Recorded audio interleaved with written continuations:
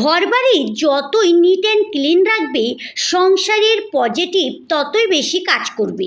কিছু indoor plant দিয়ে আমার বেডরুমটা খুব সুন্দরভাবে সাজাবো, তোমরা দেখতে থাকো ভিডিওটা। হাই গাইস, আসসালামু আলাইকুম, welcome my hobby house blog channel. Jyoti আজকে আরো একটা নতুন ভিডিও নিয়ে তোমাদের কাছে চলে এসেছি। আশা করি এই ভিডিওটা দেখতে খুব ভালো লাগবে। এখানে সকালের জন্য চা আর পরোটা করে নিলাম। এখন চলে যাচ্ছি ছাদে। আর ছাদে কালকে অনেক কাপড় ধুয়েছিলাম, তাই বৃষ্টি হচ্ছিল কিন্তু শুকায়নি একটাও কাপড়। আর আজকে সকাল থেকে দেখো ওয়েদারটা খুব ভালো আছে, তাই আমি কাপড় নিতে চলে এসেছি। অনেক কাপড় আছে ছাদে, কাপড়গুলো এখন তুলে নেব। সব কাপড় কিন্তু শুকিয়ে গেছে। আজকে বেশ হাওয়াও হচ্ছে, দেখেছো আমার ড্রাগন গাছের উপরে একটা কাপড় পড়ে গেছে, তুলে নিলাম। ওয়েদারটা অনেক সুন্দর, তোমাদের একটু দেখাচ্ছি আকাশটা কত সুন্দর।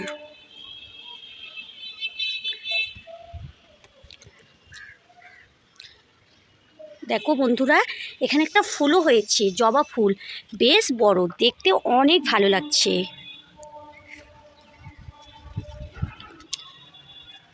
বৃষ্টির কারণে গাছগুলো অনেক সুন্দর হয়ে আছে, দেখো বেশ ভালো লাগছে। বর্ষার কারণে আমার গাছগুলো কিন্তু অনেক ভালো হয়ে আছে, দেখো একদম গ্রিন গ্রিন পাতা, ডাল, ফুল অনেক কিছু ফুটেছে।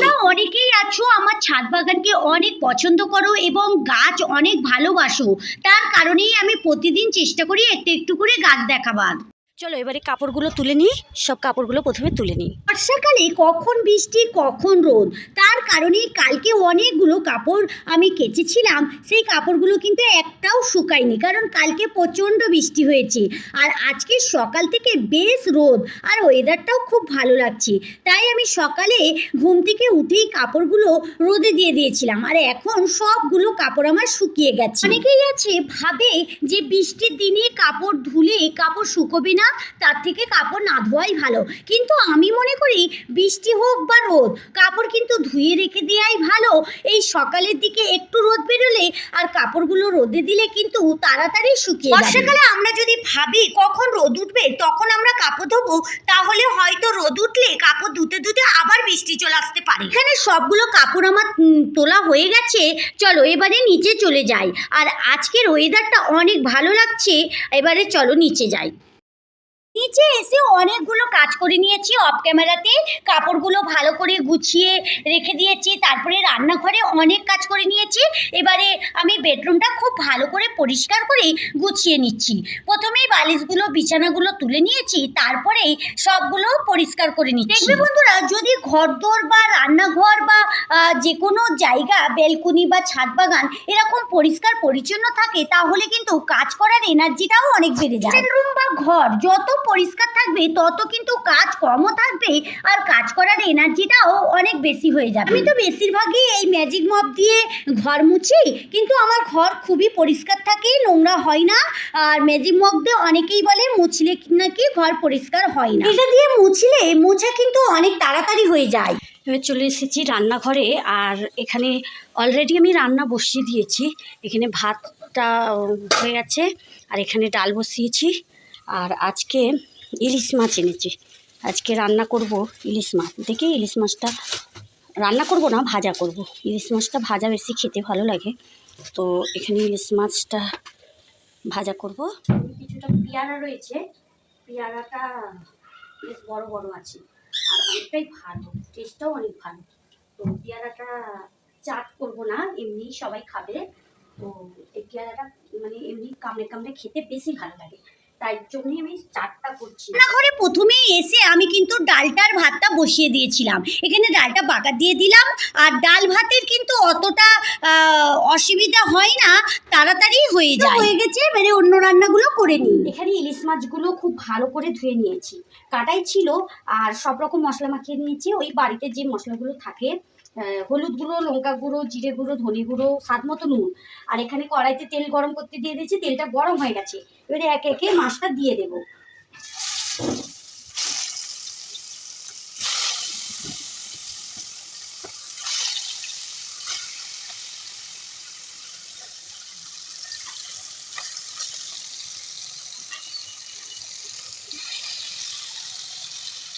একদিকে ভাজা হয়ে গেছে, এবারে অন্যদিকে উল্টে দিচ্ছি।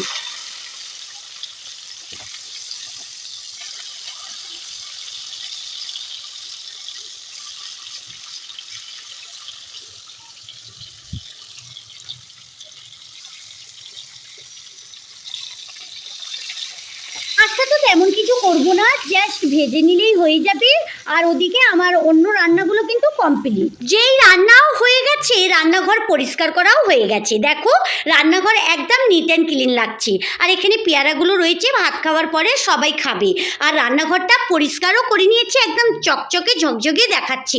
চলো ব্যালকনিতে যাই। বন্ধুরা ব্যালকনিতে দেখো সবগুলো ইনডোর প্ল্যান্ট রাখা রয়েছে। আর এগুলো কিন্তু কদিন ধরে আমি কিনেও এনেছি এবং টপে বসিয়েছি। তোমরা তো সব ভিডিওই দেখেছো। আর কেন কিনেছি, কেন এগুলো যত্ন করছি তোমরা এটাও জানো। কারণ তোমাদের অনুরোধে এবং আমার ভালোবাসার কারণে আমি আমার বেডরুমে ইনডোর প্ল্যান্ট দিয়ে সাজাবো। আর এখানে দেখো ইনডোর প্ল্যান্টগুলো একটু ওই ধুইয়ে দিচ্ছি, কারণ ইনডোর প্ল্যান্ট তো সবসময় পানি দেওয়া যায় না, তাই পাতাগুলো এরমভাবে ধুয়ে দিলে পাতাগুলো গ্লেজ আসে আর চকচকেও হয়। এখানে তোমরা যতগুলো গাছ দেখছো সব গাছই কিন্তু ইনডোর প্ল্যান্ট, আর সবগুলোই কিন্তু খুব ভালো কোয়ালিটির গাছ। আর আমার কিন্তু অনেক পছন্দের গাছ, দেখতেও অনেক সুন্দর লাগছে। এখানে একটা আমার কথা বলা পাখি রয়েছে, আর পাখিটা দেখো একটু পানি পাওয়ার কারণে স্নান করছি। আর এ কিন্তু খুব ভালো কথাও বলে। আর একে একটু ছোলাও দিয়ে দিয়েছি, এ খাবারও খেয়ে নিচ্ছে। চলো এখানে আমার ব্যালকনির কাজ শেষ। এখন চলে এসেছি সন্ধ্যে 7টার মতো বাজে। আর তোমাদের এবারে দেখাবো আমি আমার বেডরুমটা ইনডোর প্ল্যান্ট দিয়ে কীভাবে সাজিয়েছি। প্রথমেই তোমরা যেই গাছটা দেখতে পাচ্ছ, এই গাছটা কিন্তু ওই মানি প্ল্যান্ট গাছ। এই গাছটা প্রত্যেকের বাড়িতেই থাকে এবং যারা গাছ ভালোবাসে তাদের কাছে তো অবশ্যই থাকবে। আর এই গাছটা কিন্তু পানিতেই রাখা রয়েছে। এবারে যে গাছটা দেখছো এটা টেবিল টি গাছ। এই গাছটা কিন্তু দেখতে অসাধারণ, আমার তো খুবই ভালো লেগেছে। এবারে যে গাছটা দেখছো এই গাছটা বাড়ির ভিতরে রাখলে অনেক ভালো, এ কিন্তু অনেক ভালো অক্সিজেন দেয়। এবারে যে গাছটা দেখাবো এই গাছটা সবার পরিচিত, আর সবাই এই গাছটা কিন্তু অনেক উপকার পায় যারা বাড়িতে লাগায়। এটা কিন্তু অ্যালোভেরা। অনেকেই ভাববে অ্যালোভেরা কি ইনডোর প্ল্যান্ট? হ্যাঁ অবশ্যই অ্যালোভেরা ইনডোর প্ল্যান্ট, আর অ্যালোভেরা কিন্তু অনেক ভালো অক্সিজেন দেয়। এবারে যে গাছটাকে দেখাচ্ছি এই গাছটা দেখতে একদম অসাধারণ, দু রকমের কালারের পাতা, আর পাতাগুলো অনেক ভালো লাগছে। আর এই গাছটার নাম তো তোমাদের এর আগে বলেওছি। যে গাছটা দেখছো এটা তো রাবার প্ল্যান্ট গাছ, আর এর পাতাগুলো অনেক সুন্দর লাগে। এই গাছটা কিন্তু অনেক বড় হয়। এরপরে যে গাছটা দেখাচ্ছি এই গাছটা দেখো হাতির কানের মতো পাতা, আর দেখতে অসাধারণ লাগছে। আর এদিকের গাছটাও লাল আর ওই ড্রয়া কাটা দাগের পাতা, দেখতে অনেক ভালো লাগছে। এখানেও একটা ইনডোর প্ল্যান্ট রয়েছে। এই গাছটা কিন্তু অনেকেই বেড়া হিসেবে ব্যবহার করে, কিন্তু ওটা ইনডোর প্ল্যান্ট। আর এখানে রয়েছে কিছু স্নেক প্ল্যান্ট, স্নেক প্ল্যান্টগুলো অনেক ভালো। চলো বন্ধুরা এবারে দেখো আমার ঘরটা গাছ দিয়ে সাজিয়ে কেমন দেখাচ্ছে।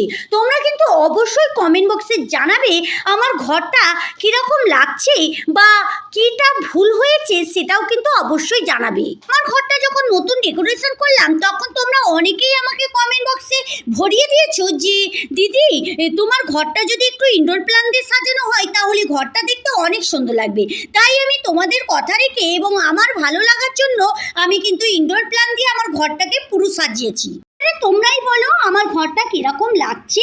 আমার তো অনেকই ভালো লাগছে, তবে তোমরা অবশ্যই কমেন্ট বক্সে কমেন্ট করবে যে তোমাদের কেমন লাগছে। তাহলে বন্ধুরা চলো আজকের মতো ভিডিও এই পর্যন্তই। দেখা হচ্ছে নতুন কোনো ভিডিওর সঙ্গে। ভালো থেকো, সুস্থ থেকো, সাবধানে থেকো। ভালো লাগলে লাইক কমেন্ট শেয়ার করো। যারা এতক্ষণ আমার সঙ্গে থাকলে আমার ভিডিওর কোথাও যদি একটু ভালো লেগে যায় তাহলে আমার চ্যানেলটা সাবস্ক্রাইব করে সঙ্গে থাকতে পারো। Thank you.